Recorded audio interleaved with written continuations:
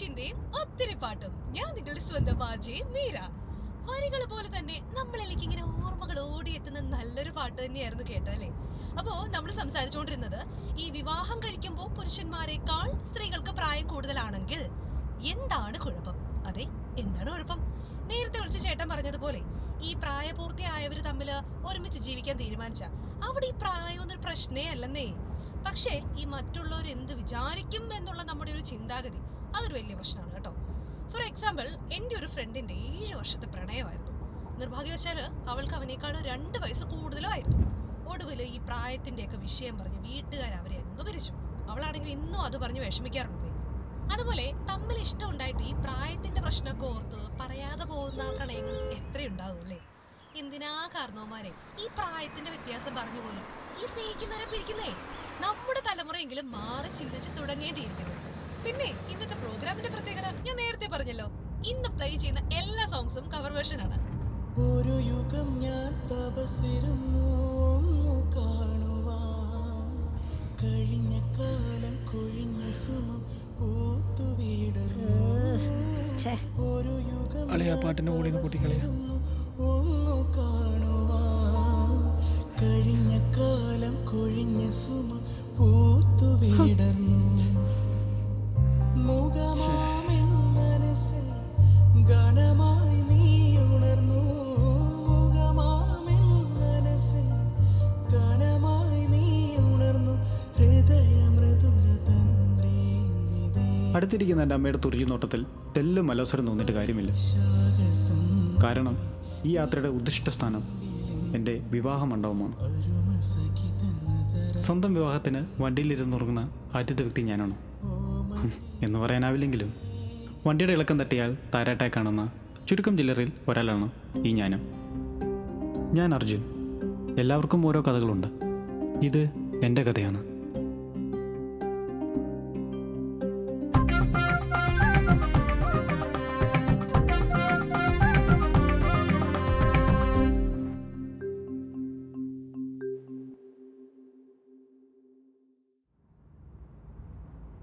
പെണ്ണുകാണൽ വന്നത് മുതൽ ഈ വഴി പരിചിതമായിരിക്കുന്നു. ജീവിതത്തിൻ്റെ ഭാഗം. ആദ്യത്തെ പെണ്ണുകാണൽ.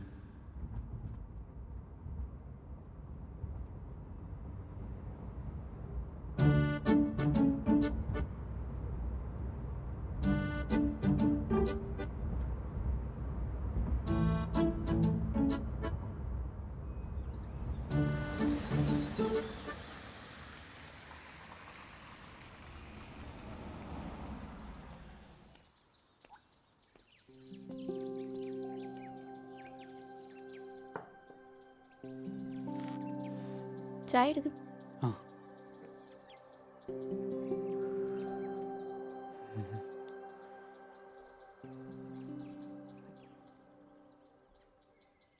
അർജുന് റിലേഷൻഷിപ്പ് എന്തെങ്കിലും ഉണ്ടായിട്ടുണ്ടോ?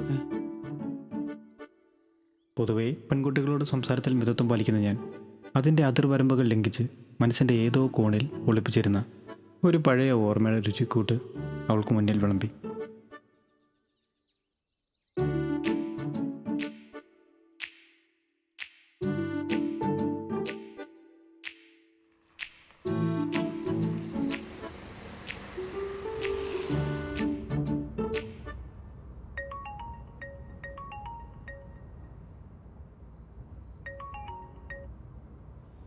ഹലോ,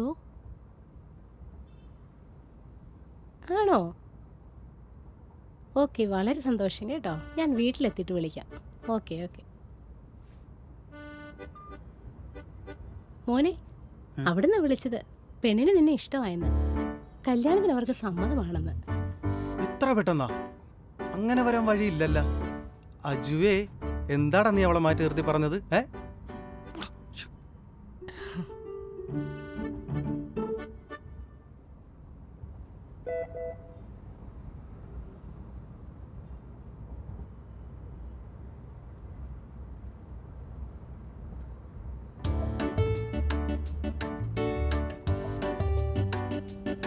പിന്നീട് അങ്ങോട്ട് തമ്മിൽ മനസ്സിലാക്കിയ 6 മാസങ്ങൾ. എല്ലാത്തിനും ആധാരം അവൾക്ക് മുന്നിൽ അന്ന് വിളമ്പിയ ആദ്യ പ്രണയത്തിൻ്റെ രുചിക്കൂട്ടായിരുന്നു. അവളിൽ ചിരി പടർത്തിയ എൻ്റെ ആദ്യ പ്രണയം പത്രി ചേച്ചി.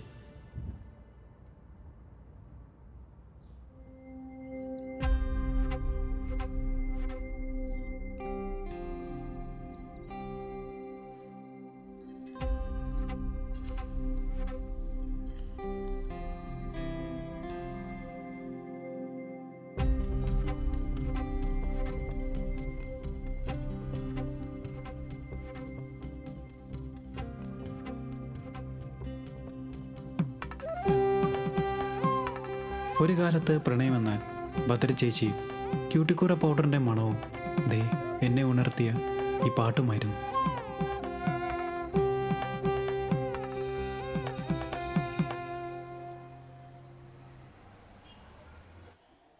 ഞാൻ 8ാം ക്ലാസ്സിൽ പഠിക്കുന്ന കാലം സ്കൂളിൽ പുതിയൊരു നിയമം വന്നു. ഓരോ ക്ലാസ് ലീഡേഴ്സും മാറി മാറി സ്കൂൾ അസംബ്ലിയിൽ പ്രതിജ്ഞ ചൊല്ലിക്കൊടുക്കണം പോലും. ഏതോ ഒരു ദുർബല നിമിഷത്തിൽ 8ലെ ക്ലാസ് ലീഡറായി നിയമിതനായി ഞാൻ ഈ പുതിയ നിയമം വഴി സ്ഥാപിതമായ കലാപരിപാടിയിൽ സ്കൂളിനോടുള്ള അഖണ്ഡതയും കൂറും പുലർത്തുവാനുള്ള ഒരു വഴിയുമില്ല. കാരണം ഒരു സദസ്സിനെ അഭിമുഖീകരിക്കുവാനുള്ള ഭയം ചെറുതല്ല. അന്നും അതെ ഇന്നും അതെ, സ്റ്റേജ് ഫിയർ. പ്രിൻസിപ്പളുടെ പ്രസംഗം തകൃതിയായി നടക്കുന്നു. ഏത് നിമിഷവും എന്നെ വിളിക്കാം. കാണപ്പടം മറക്കുന്നു, കൈകൾ തളരുന്നു, കാലുകൾ വിറയ്ക്കുന്നു, ആകെ മൊത്തം വിയർപ്പിൻ്റെ സുഖം. പേടിയുണ്ടോ? നിനക്ക് പേടിയുണ്ടല്ലേ? എല്ലാവരുടെ മുഖമാണല്ലേ നിന്റെ പ്രശ്നം? സാരമില്ല, ടെൻഷൻ അടിക്കണ്ട. ഒരു ട്രിക്കുണ്ട്. ഞാൻ എൻ്റെ ക്ലാസ് റോയുടെ ആ ലൈനിൽ പോയി നിൽക്കാം. വേറെ ആരെയും നോക്കണ്ട, എന്നെ നോക്കി ചെല്ലിയാൽ മതി. ഓക്കെ? ഞാൻ പറയാതെ തന്നെ എൻ്റെ പ്രശ്നം മനസ്സിലാക്കി തെന്നയിലേറെ സ്കൂൾ ലീഡർ ഭദ്ര ചേച്ചി.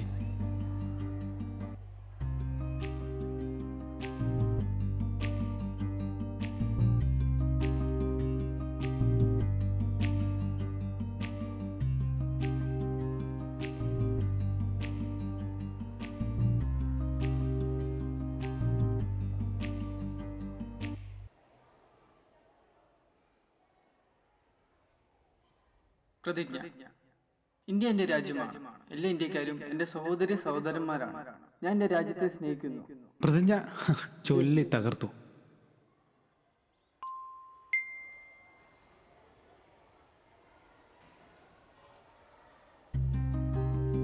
ഭദ്ര ചേച്ചിയുടെ മുഖം എനിക്കൊരു കണ്ണാടിയായി മാറി. വാലറ്റെഴുതിയ കണ്ണുകളും ആ കറുത്ത വട്ടപ്പൊട്ടും ആ മുഖ സൗന്ദര്യവും പിന്നെ കൈകളിലെ ആ കറുപ്പും നീലയും കുപ്പിവളകളും എൻ്റെ മനസ്സിലിടം പിടിച്ചത് ആദ്യ പ്രണയത്തിൻ്റെ അടയാളമായിട്ടായിരുന്നു.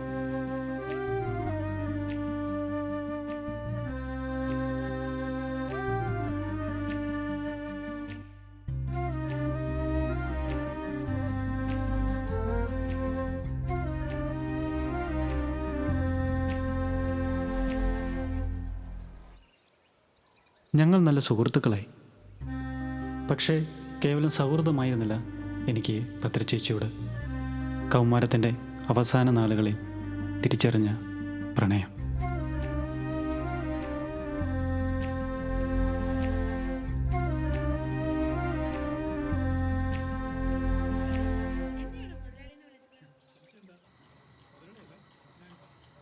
ശോഭന വട്ടപ്പൊട്ട് തൊട്ട് മുടി പിന്നിട്ട് അഭിനയിച്ച സിനിമകളിൽ, പാട്ടുകളിൽ എല്ലാം എനിക്ക് ഭദ്ര ചേച്ചിയുടെ മുഖമായിരുന്നു.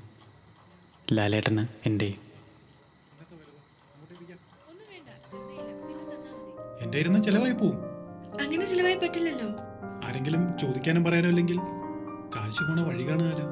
ചോദിക്കാനും പറയാനും ആളില്ലെന്ന് ആര് പറഞ്ഞു? ഉണ്ടോ? പിന്നെ ഇല്ലാതെ. ഇതില് മാത്രമല്ല, എല്ലാറ്റിലും വഴക്ക് പറയാൻ, ശാസിക്കാൻ, നേർവഴിക്ക് നടത്താൻ ഇതിനൊക്കെ ഒരാളുണ്ടാകുക എന്ന് പറയുന്നത് ഒരു ഭാഗ്യമാണ്.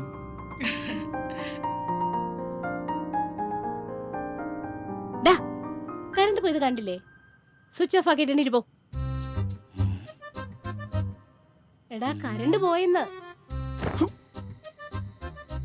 നീ ഇത് ഏത് ലോകത്താ? ഇങ്ങനെ ബോധമില്ലാത്ത ഒരുത്തൻ.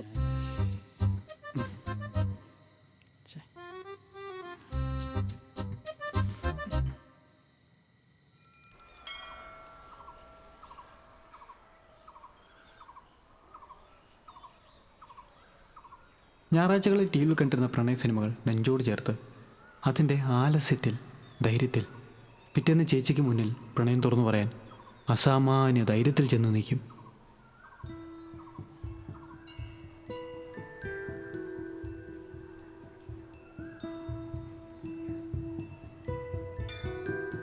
വാ.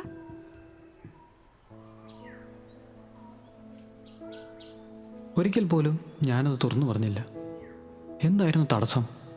സംസ്കാരങ്ങളുടെ ഈറ്റില്ലമായി ഈ രാജ്യത്ത് 3 വയസ്സ് കൂടുതലുള്ള പെണ്ണിനെ പ്രേമിച്ചാൽ സദാചാരം നിറഞ്ഞാടുമെന്ന് ഭയന്നിട്ടോ? അതോ സൗഹൃദവും സ്വാതന്ത്ര്യവും നഷ്ടപ്പെടുമെന്ന് കരുതിയിട്ടോ? പക്ഷേ ആ കണ്ണുകളിൽ എന്നോടുള്ള സ്നേഹം കണ്ടിട്ടുണ്ട്. ഇതേ ചോദ്യശരങ്ങളാവും ചേച്ചിയുടെ മനസ്സിലെന്നോർത്ത് ആശ്വാസം കണ്ടെത്തും. കൗമാരം കടന്ന് യൗവനത്തിലും വീര്യമേറിയതല്ലാതെ പ്രണയം തെല്ലും കുറഞ്ഞില്ല. അതിനാലാണ് ഭദ്ര ചേച്ചി ചേർന്ന അതേ കോളേജിൽ തന്നെ പോയി ചേർന്നതും. അവസാന വർഷ വിദ്യാർത്ഥിയായിരുന്നു ചേച്ചി.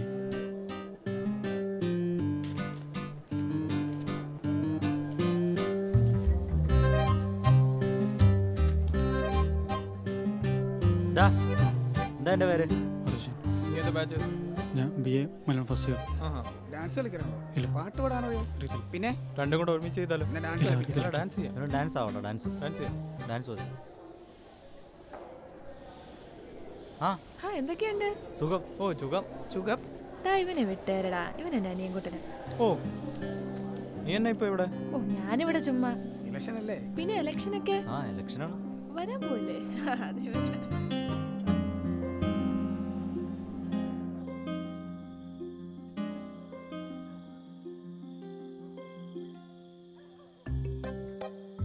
അന്ന് 3 എന്ന സംഖ്യ ഒത്തിരി വലുതായി തോന്നി.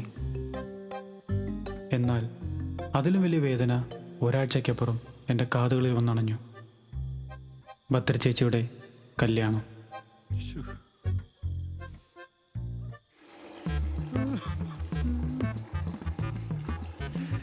പിന്നീടുള്ള ദിവസങ്ങളിൽ എന്നെ ആശ്വസിപ്പിച്ചത് കുളിമുറിയുടെ ചുമരുകൾ ടാപ്പ് തുറന്നിട്ട് കരഞ്ഞ ദിനരാത്രങ്ങൾ. ആരോടും പറഞ്ഞിട്ടില്ലാത്ത പ്രണയം ഒടുവിൽ 1-ാം ക്ലാസ് മുതൽ നിഴലായ ചങ്കിന് മുന്നിൽ തുറന്നു പറഞ്ഞു. അവൻ അത്ഭുതം, പരിഭവവും. എടാ എന്നാലൊരു വാക്ക് നിനക്ക് എന്നോട് പറയായിരുന്നില്ലേ?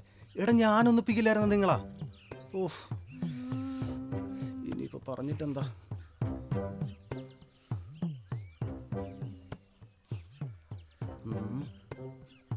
വഴികൾ ഇനിയും അടഞ്ഞിട്ടില്ല പങ്കാളി. മുഹൂർത്തത്തിന് ഇനിയും നാഴികൾ ബാക്കി. സമയം.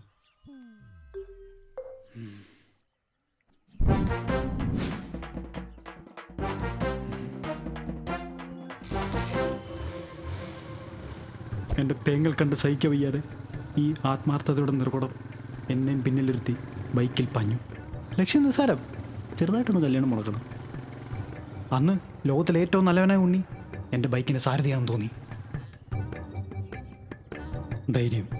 ധൈര്യം മാത്രം. ഈ സമയത്ത് നായകനും കൂട്ടുകാരനും ചേർന്ന് നായികയെ കതിർ മണ്ഡപത്തിൽ നിന്നും വിളിച്ചിറക്കിക്കൊണ്ടുപോകുന്ന സിനിമകൾ എൻ്റെ മനസ്സിന് ധൈര്യം പകർന്നു.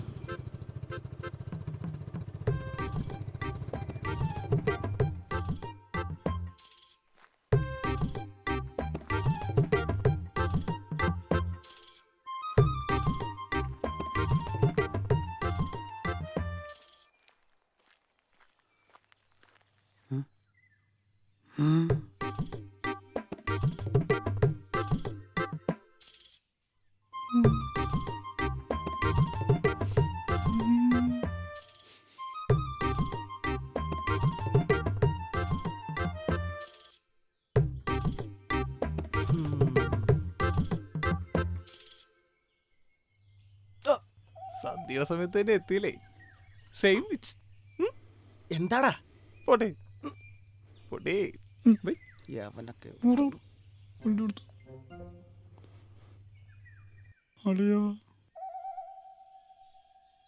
യവനോട് ഞാൻ ഇനി എന്നാ പറയും? അയ്യോ,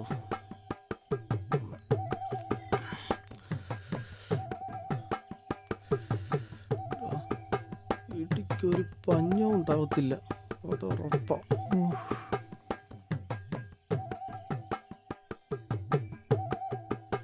ലക്ഷ്യബോധത്തിന് ധൈര്യമില്ലാത്തതിനാൽ ആത്മാർത്ഥയുടെ നിറകുടം എന്നെയും കൂട്ടി അവസാന പന്തിക്കിരുന്നു.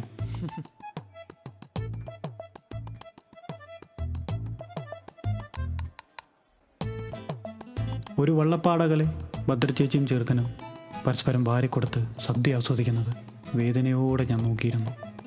ഭദ്രചേച്ചി ആകെ മാറിയിരിക്കുന്നു. കുപ്പിവളകൾ കണ്ട കൈകളിൽ സ്വർണ്ണത്തിളക്കം. അല്ല, കല്യാണത്തിന് എന്തിന് ഇത്രയും സ്വർണം?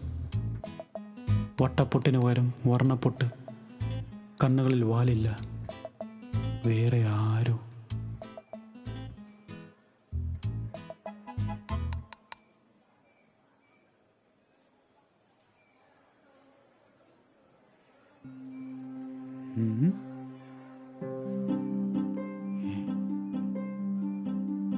എന്താ ഇത്? ചക്ക അല്ല, ഇടിച്ചക്ക. ഇടിച്ചക്ക കൂട്ട തോരനോ? കൊള്ളാലോ.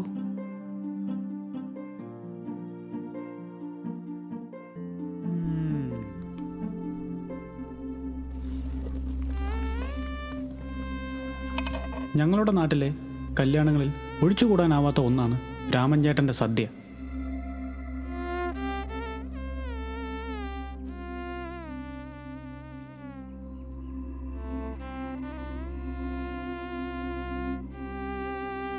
രാമൻ ചേട്ടൻ അന്ന് ആദ്യമായി സദ്യയിൽ പുതിയതായി അവതരിപ്പിച്ച കൂട്ടുകറിയായിരുന്നു അത്, ഇടിച്ചക്കത്തോരൻ.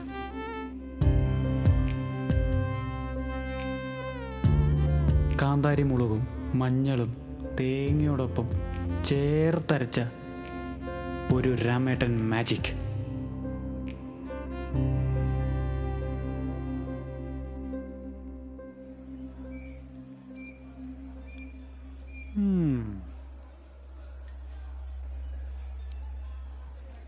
ഞാൻ ചുറ്റും നോക്കി.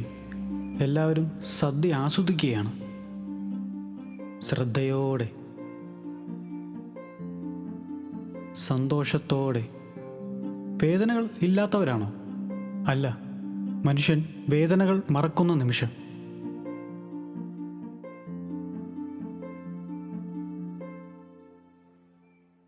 ഞാനും കഴിച്ചു ഇടിച്ചക്കത്തോരൻ കൂട്ടി, വയറ് പൊട്ടുവോളം. ഭദ്രചേച്ചി തെല്ലും വന്നതേയില്ല ആ സമയം മനസ്സിൽ. കാരണം ഇന്നും അറിയില്ല.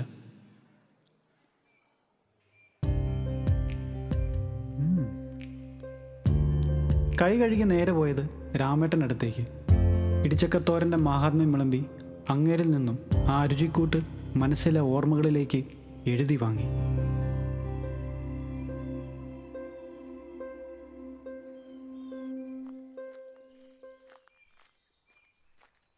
ഓരോ പ്രണയവും വ്യത്യസ്തമാണ്. പ്രണയസങ്കല്പവും അതുപോലെ. എൻ്റെ മനസ്സിൻ്റെ പ്രണയസങ്കല്പങ്ങളുടെ ഒരു മുഖം മാത്രമായിരുന്നു ഈ കറുത്ത വട്ടപ്പൊട്ടും നീട്ടിയെഴുതിയ കണ്ണുമെല്ലാം. ഭദ്രചേച്ചി അതിലൊരു വേഷം പകർന്നാടി എന്ന് മാത്രം. പ്രണയസങ്കല്പം വെറും സങ്കല്പം മാത്രമാണ്, അടിച്ചേൽപ്പിക്കലല്ല.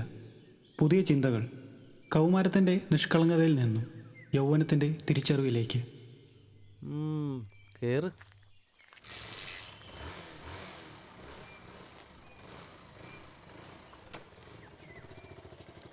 ആ, അടുത്ത സദ്യ ഇനി എന്നാണാവോ?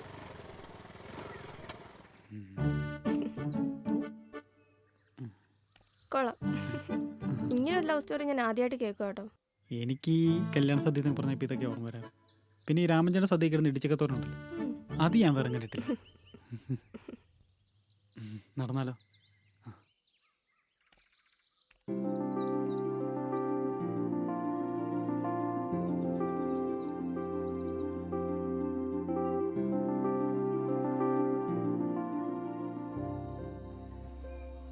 ഇന്നത്തെ എൻ്റെ നേട്ടങ്ങൾക്കും മാറ്റത്തിനും തിരിച്ചറിവിനും പിന്നിൽ അന്നാദ്യമായി നാവിൽ രുചിച്ച രാമചേട്ടൻ്റെ ഇടിച്ചക്കത്തോരനാണെന്ന് ഞാൻ ഇന്നും അടിയുറച്ച് വിശ്വസിക്കുന്നു.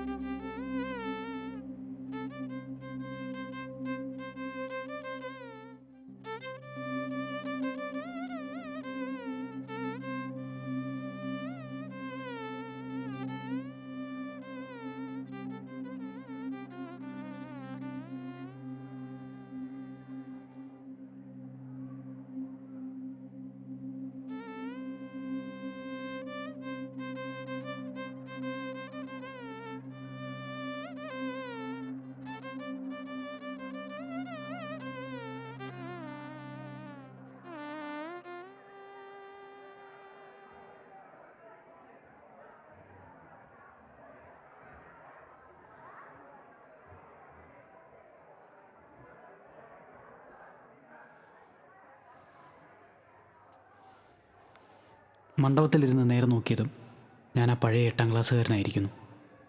സദസ്സ്, എന്നെ നോക്കിയിരിക്കുന്ന ആൾക്കൂട്ടം, എന്നെ ഇന്നും വിട്ടുമറത്ത സ്റ്റേജ് ഫിയർ.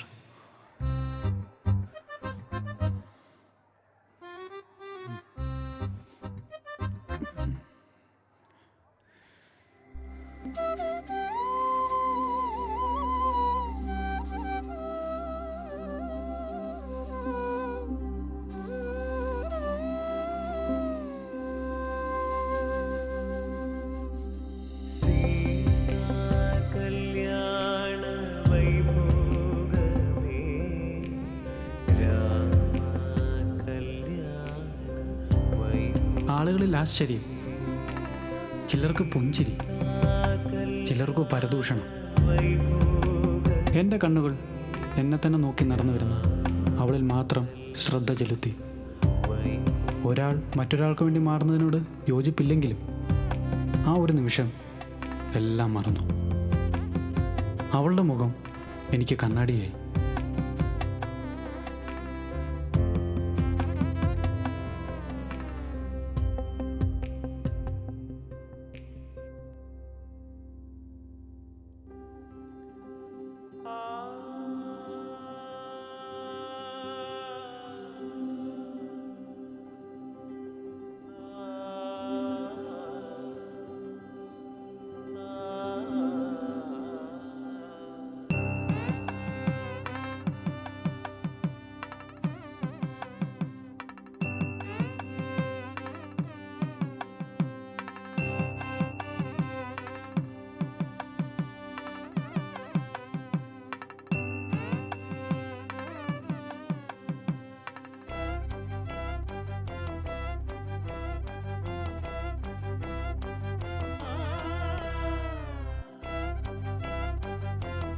ഒടുവിൽ താലി ചാർത്തുമ്പോൾ അവൾ കണ്ണടച്ച് നെഞ്ചിൽ കൈ ചേർത്ത് പിടിച്ചിരുന്നു. എന്തായിരിക്കും അന്നേരം അവൾ മനസ്സിൽ ചിന്തിച്ചിട്ടുണ്ടാവുക?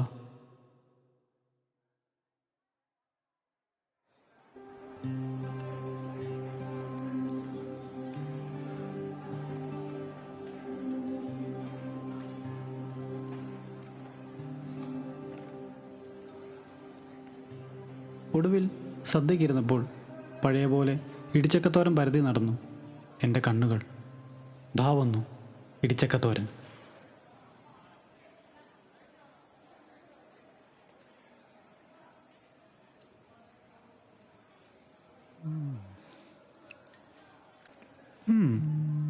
രാമൻ ചേട്ടൻ്റെ കാന്താരി കൂട്ടല്ലത്, പച്ചമുളക് അരച്ചത്.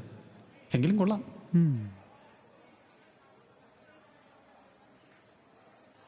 വീണ്ടും എൻ്റെ ഇലയിലേക്ക് ഇടിച്ചക്കത്തോരൻ്റെ വരവ്. ഇത്തവണ സ്വന്തം ഇലയിൽ നിന്ന് എൻ്റെ പ്രിയതമയുടെ പങ്കാണ്. ദാ മനുഷ്യ, നിങ്ങളുടെ പഴയ കാമുകി എന്ന് പറയാതെ പറഞ്ഞ പോലെ.